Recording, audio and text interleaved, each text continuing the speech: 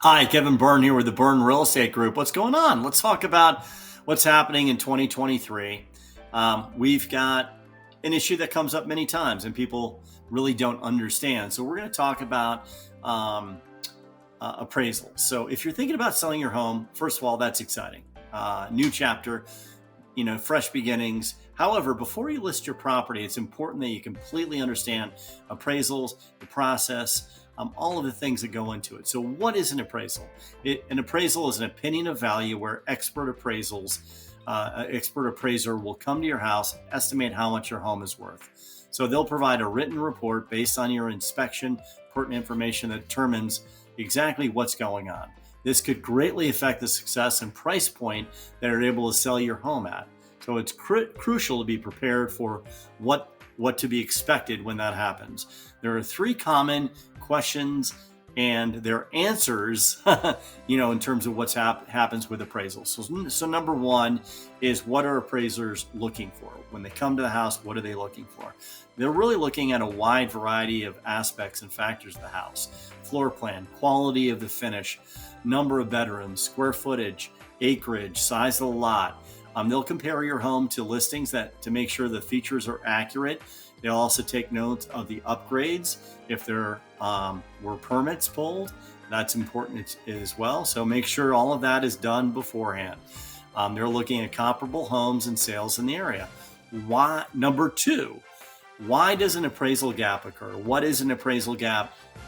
And what should I do if it happens? So home prices have been rising rapidly over the last couple of years, which increases the likelihood of gaps between what a home appraises for and past sales, because there's nothing really to justify this huge increase, as we've kind of seen over the last couple of years. So the gap provides basically a less than the agreed upon price. So let's say you bought the house at $1 million and the appraisal comes in at $950,000. You've agreed to bring $50,000 to the table if it didn't appraise, to kind of basically make up for the difference in the financing. So again, you have to have kind of a professional on your side to make sure you kind of understand and kind of guide you through the options that are available there. Okay, so number three,